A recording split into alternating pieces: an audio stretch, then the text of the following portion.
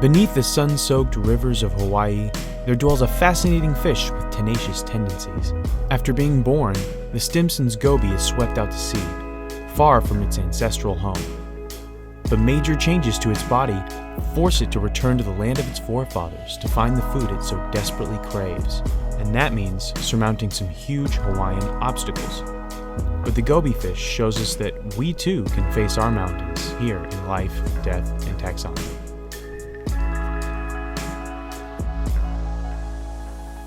Welcome back to Life, Death, and Taxonomy. It's 30 minutes of interesting animal info for you. And I'm Joe. And I'm Carlos. And today we're talking about a fish with a green fin, a bright personality, and a future with an upward trajectory, but more on that later. Everything's looking up. Future's so bright he needs like tiny little sunglasses. It's really cute. Don't spoil the major fact. They manufacture and wear sunglasses. Yeah, and wear sunglasses. It's really hard because they don't have ears. Yeah, we're talking about the Goby fish. Not just any Goby fish. A specific one. A Pacific one. Both. Yeah. Should we talk about some names? Yeah. Well, this is the Stimpson's Goby. That probably doesn't mean anything to you. But is also called the Nopali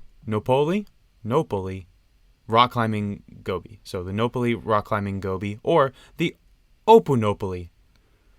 Actually, if it's Hawaiian, it's probably Opunopali. No, Nopali. That glottal stop is indicated by an apostrophe. But every vowel is pronounced. So maybe it's gosh. Anyway, but we're going to call it here the Waterfall Wriggler, the Goby Dessert, if you're a heron, and the Stimpsons. Okay, you have to say that every time when you refer to it. No, I don't want to. I'm not a huge fan of that show. Futurama's better. Yeah, Futurama is better. Let's talk about what science calls it. What does science call it? What does Mr. Science call it? Call it a fish. But they have some other names. Kingdom. You know it. You love it. You're right up inside it. Animalia. Ew. Phylum Chordata. It is a bony fish, so it has a spine. Mm-hmm. Class Actinopterygii. We've been here before. Actually, non-bony fish also have spines, but whatever. I don't believe that. Carlos. Order. Well, it has a spine. It's a bony fish, so it definitely has a spine. Yeah, true. Order. Gobiformes. Gobiformes. Both. Go before me. Kneel before me. Family. Oxudercidae. Oxudercidae? Yeah. Yeah, that sounds good to me. Oxudercidae. There's a joke in there somewhere. Yeah, I can't somewhere. Find it. I like these that end with day. It's just fun. Genus Sicopterus. Or Sicopterus? Would you say yo? Sciopterus. Oh, you think that Y makes that C a soft like C? cycle? Yeah, interesting. And then Stimpsoni is the species name. So Sciopterus stimpsoni. Yep, another one of these that is named after some dude who found it, and they tacked an I on the end of the name. So Pink Floydy, Stimpsoni. What was the other one? The last one. Oh, the tree kangaroo. Yeah. There's just an I at the end of that guy's name. Yes. Let's describe this thing. We do cater to the blind with this audio medium. The Goby is a slender fish with a rounded face and an unflappable determination.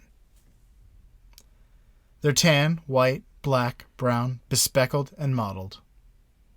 With a T. What's the difference between those last two things? Bespeckled is like small specks. Mottled can be spots, smudges, smears.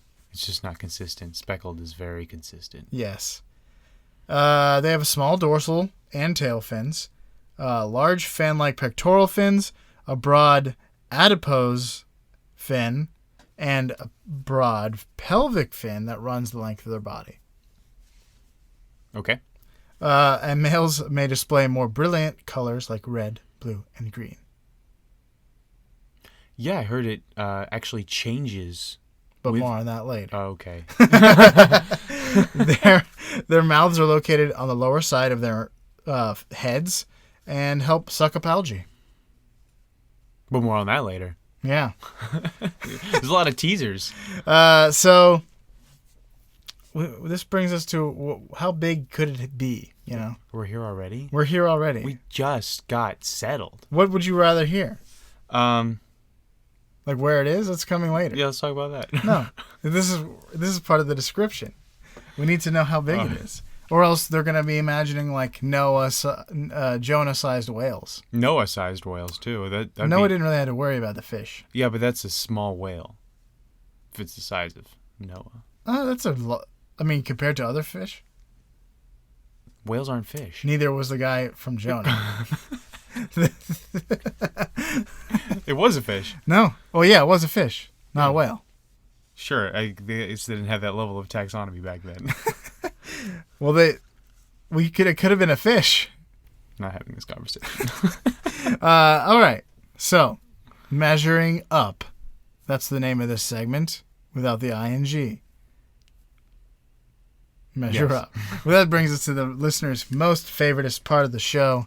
Part of the show that's introduced by you, a listener. And sometimes those listeners listen from right outside this door. Because this week, we're introduced by one Yoshi. Who you'll remember from episode 1 of this show was barking regularly throughout the episode. Yes. And he usually just sits and mopes outside the door waiting for this us to be done recording so that he can get some nice good scritches. I think, has he been inside? Yeah, he sometimes sits underneath our legs, but then it gets really noisy when he moves around, so we've kicked him out. Yeah. All right. Yeah. So this episode is episode of Measure Up within an episode of Life, Death, and Taxonomy is introduced by Yoshi. Without further ado, the listener's favorite part of the show.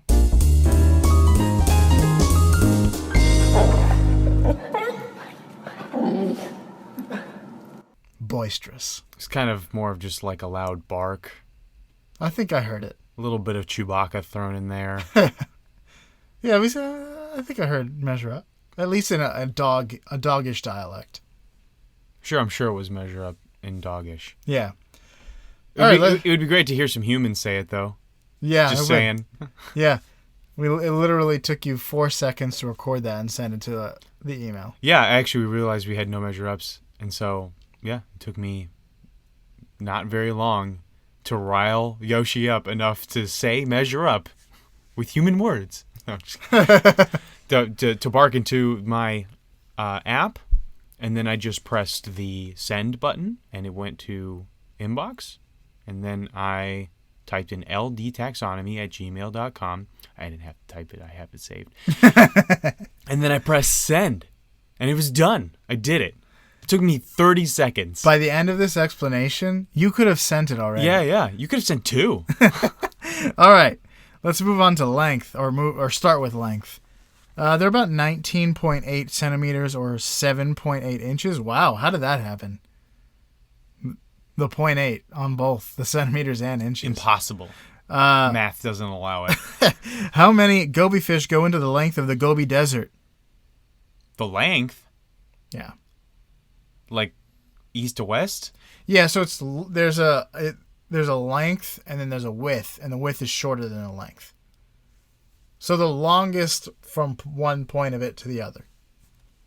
Okay. It's like, how long is the United States? It's like, I don't know. Like from furthest point to the furthest point, or like up to down, or left to right? Sure. We'll I would left to right. imagine it would be from west to east or east to west if it was the U.S., but I don't know about the Gobi Desert. Moscow to Beijing. Doesn't stretch that far. It's pretty big. It's very cold. Yeah. Speaking of which, here's the hint. The Gobi Desert can reach temperatures of negative 40 degrees Celsius, which is also Incidentally, negative 40 degrees Fahrenheit. There are so many coincidences in this. In the winter, and then 45 degrees Celsius and 113 degrees Fahrenheit in the summer. That's a huge range. Yeah, it is. Deserts, man. Deserts be like. Very flaky. Yeah. I don't know. I have no concept for this. I'm going to say 2,000 miles. How big is this thing? 7.8 inches. 7.8 inches. So I'm just going to make it a half a foot and then just tack on a bunch at the end. And there are, 5,000 feet in a mile. So that's 10,000-ish Gobies in a mile.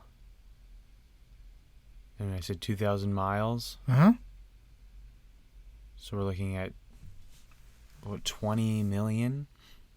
And I'm just gonna put a bunch extra on there because of how much I shaved off for the half a foot.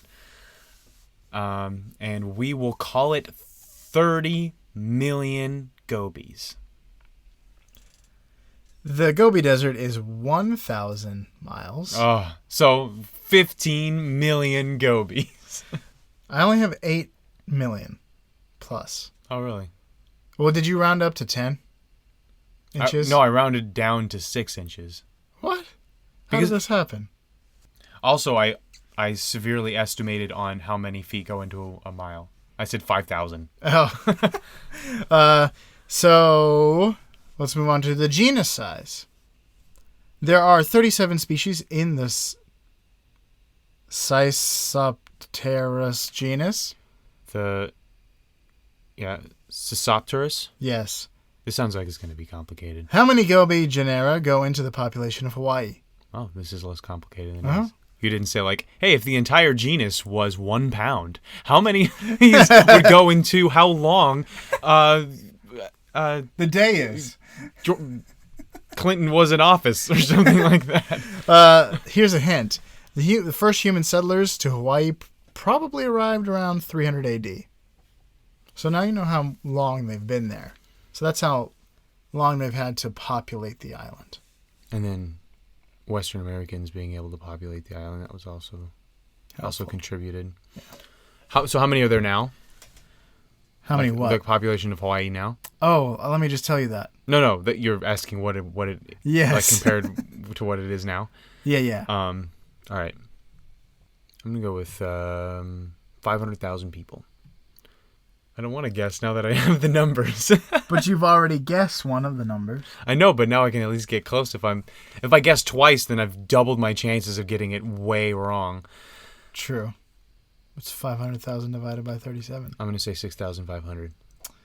So, the population of Hawaii is 427,538 plus 1 million. Oh. Dang it. It's actually 1,427,000 people. You got me with that one. 446,000 genuses or genera. That's the correct answer. Okay. Well, I was way off. You did it. You made it through. No, I didn't. That's the important thing. I'm just kind of banged up from it. Let's get into some fast facts. It wasn't an easy passage. That will take us downstream to the major fact later on. Kind of passed like a kidney stone. So they are endemic to Hawaii, like you said, and its surrounding waters. The fish is amphidromus, which is a cool word. That means that it migrates between fresh water and salt water. I was thinking it was going to be amphidramus. But I think I like... The emphasis can be on any syllable. Any English-speaking country might have a different way of saying it. Syllable. So juveniles eat plankton in the ocean until they migrate into freshwater streams. After this, their development causes their mouth to change in a way that makes plankton eating impossible. Their mouths move from a forward-facing position to the underside of their head. So they would just be floating around, bumping into plankton that's floating in the sea, rather than eating it. So instead, they become benthic feeders, which means they eat organisms on the bottoms of rivers and lakes in the benthic zone, which is the bottoms of rivers and lakes and oceans. And any floor of a body of water is benthic? Benthic zone. Stuff that grows and lives in a benthic zone means they live on sea floors and ocean, lake floors. So like the lamprey at the bottom of the Mariana Trench, and also like a snail in the lake near my house is also, they're both in the benthic zone. In a benthic zone. Okay. It mostly refers to organisms that can be found on they're not floating around in tidal pools or in free floating in the open water. They're stuck to the bottom. Right. They rely on the bottom and stuff that goes on the bottom. The bottom feeders. Yeah.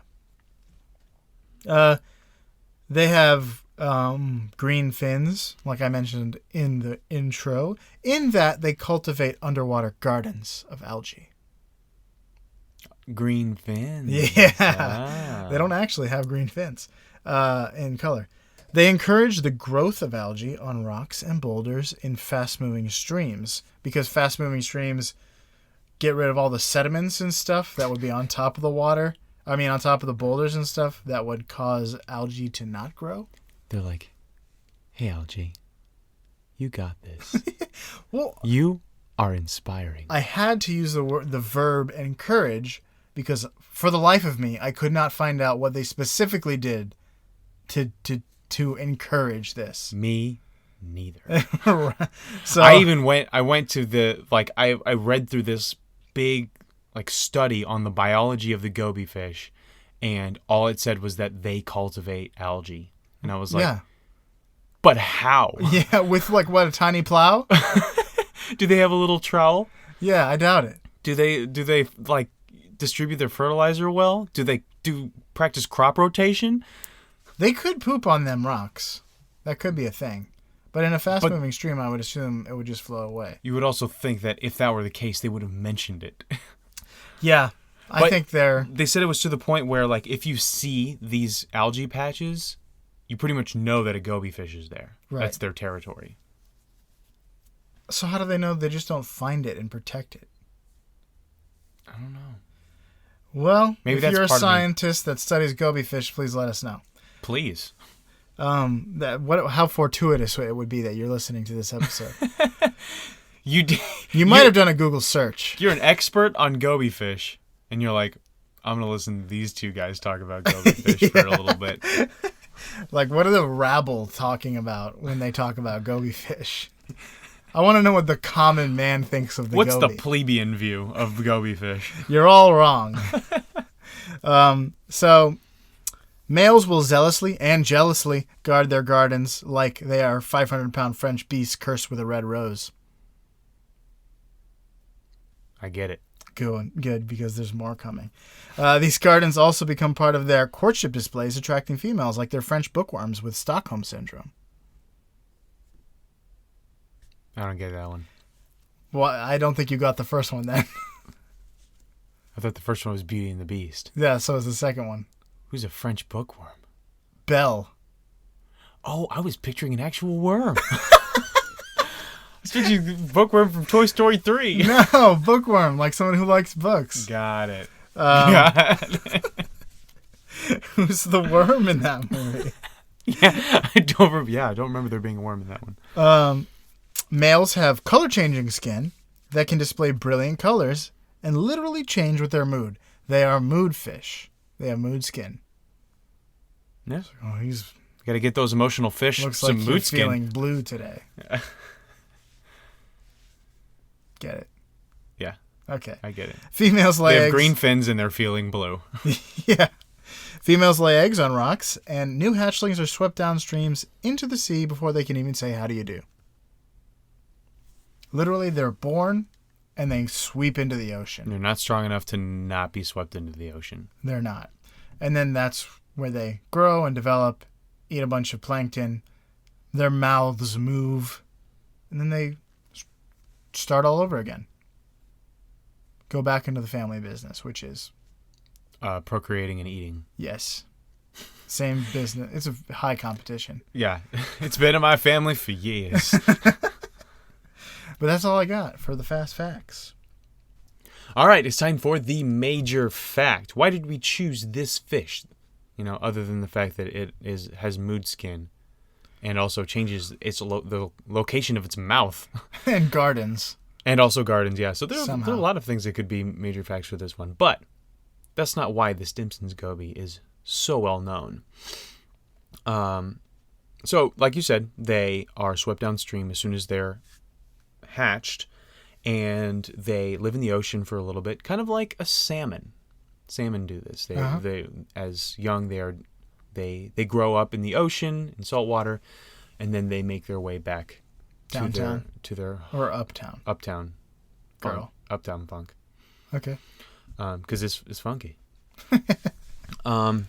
And so while they're young, like you said, they have their mouths on the front of their faces like respectable fish, and they are eating plankton and shrimp and small fish and crustaceans and stuff like that. But as they mature, they go through a metamorphosis where their mouths go underneath their faces like hideous monsters. But I don't want to yoke anybody's yak. But then that makes them incapable of eating the things that they used to eat. They have to eat now algae, which does not grow in the ocean where they are. They need to go to fresh water. Yeah. So, they use the algae that they eat. So then they need to go back to where they were born, and they do, using homing mechanisms that, once again, we don't understand. Every time an animal knows where to go, we have no idea. Like butterflies, pigeons, the chitin, salmon. We're just like, how do they know? How do they remember which stream they went up? But all we know is that they are Homer Stimpsons. Oh, no. But, so the salmon, to go back upstream, does that whole classic jumping thing that gets them killed by bears. That it really rides on. It kind of sits on its laurels with this whole jumping thing. It's a claim to fame. That gets it killed by bears. But some of the waterfalls in Hawaii are hundreds of feet high. So you can't just jump up that, especially when you're 7.8 inches long. Right. When you're just significantly smaller than the length of the Gobi Desert. No. So how do these guys make it back up to their streams when they have such high obstacles to surmount? So Goby fish have, all Goby fish, their pectoral fins and bones go kind of end in this disc, this bony disc that they have at the pelvis region.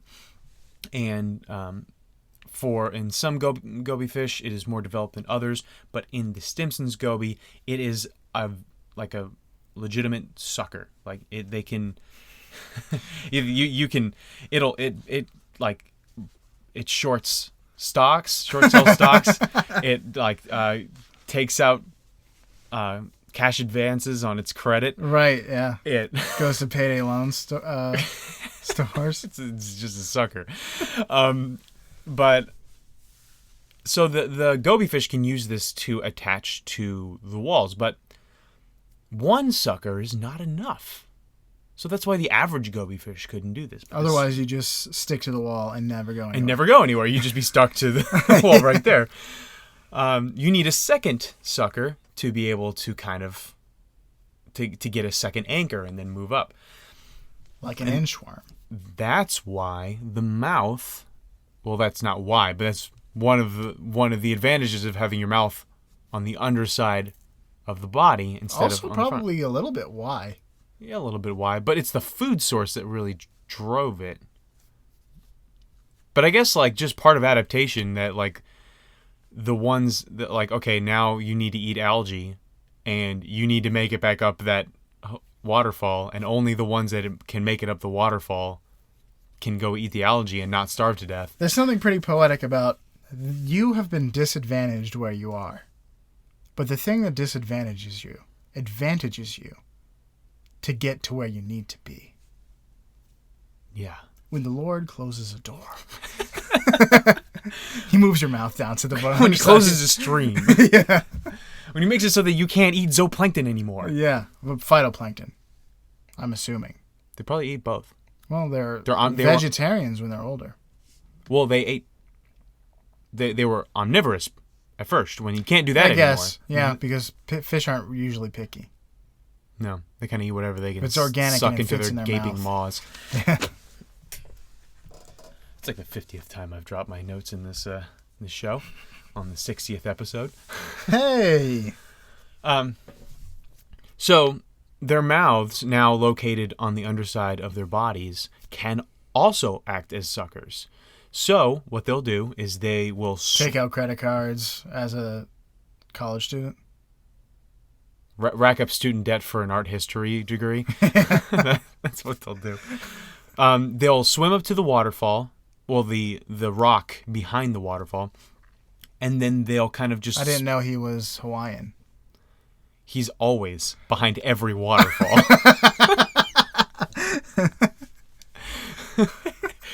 You swim behind the waterfall, you're like, oh, hey!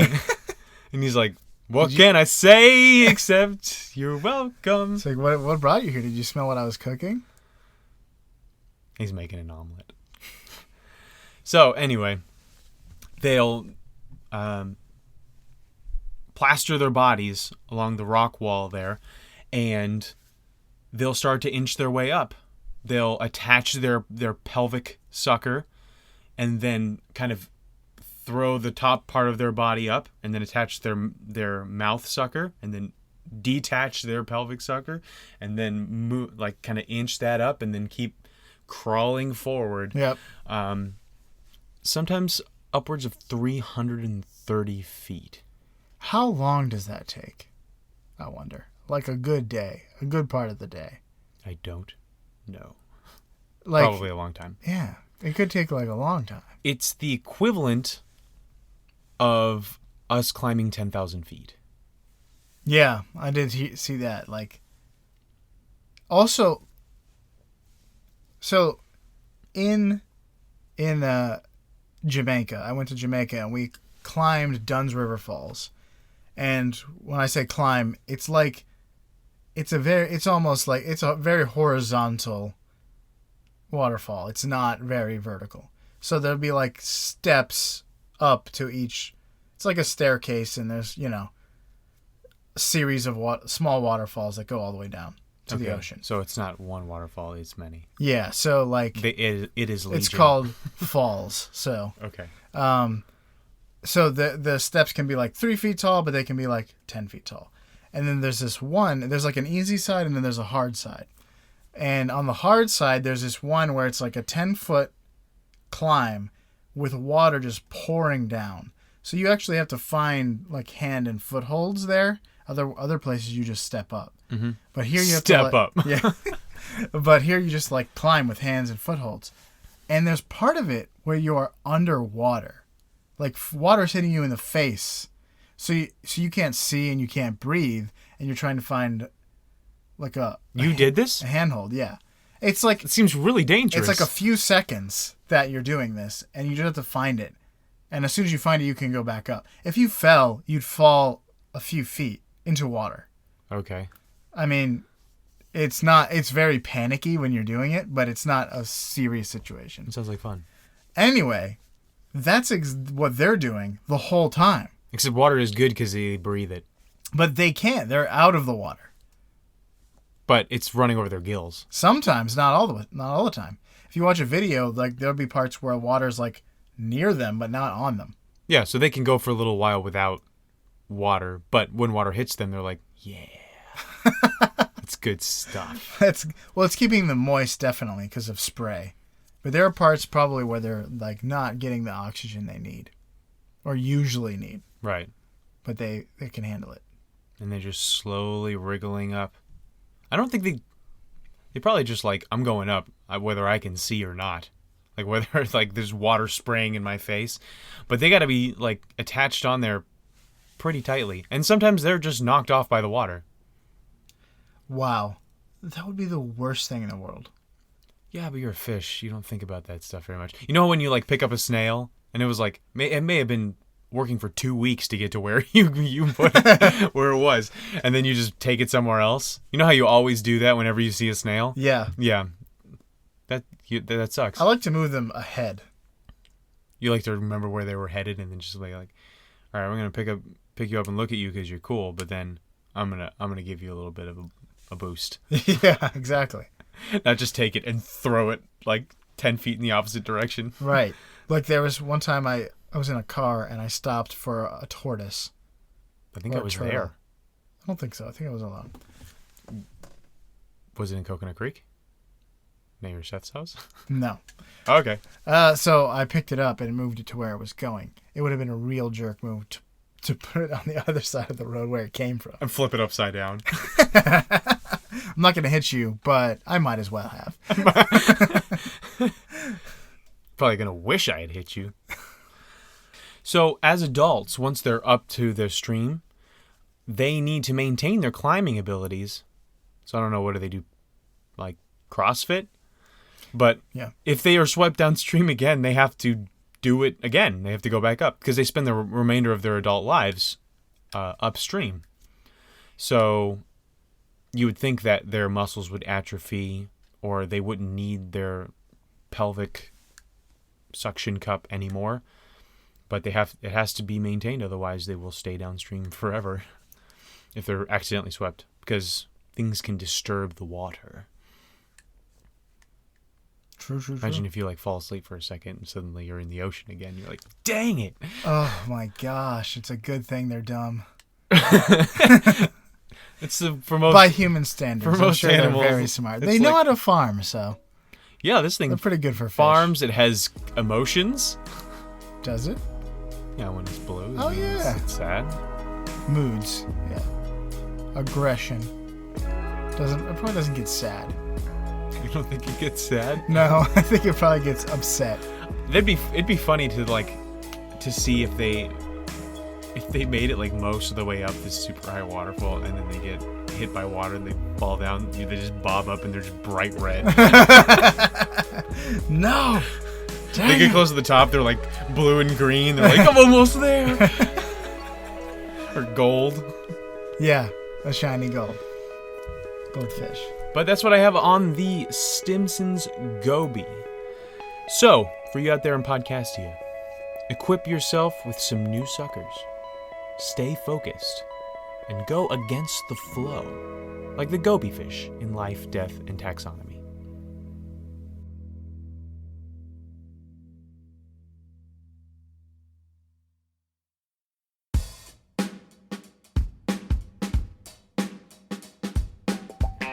Hello, beautiful listeners. Welcome to the end of Season 6. Another great season covering all the interesting things that walk, swim, creep, crawl, climb, and wriggle their way across this teal sphere. We want to thank everyone who has helped us to get to where we are today, including my wife, Bibby, Joy and Jamie, Julia, Calvin, and Brian, who supplies us with our amazing episode art. You can find him at his Twitter handle, xnammer. No new reviews this season, but we're hopeful for Season 7. We'll be back next week with another 10 animals that find unique and fascinating ways to survive. So tell your friends, leave reviews, and send us measure-ups, please. And we'll see you right here next Tuesday for more interesting animal info here on Life, Death, and Taxonomy. Sweet.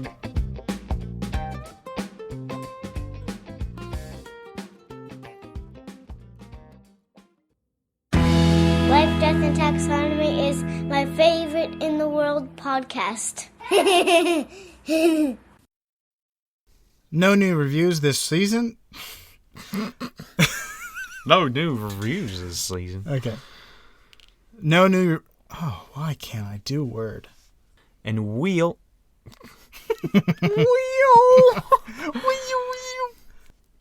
And we'll see you right here next Tuesday for more interesting animal info right here on Life, Death, and Taxonomy. Right here? Right here.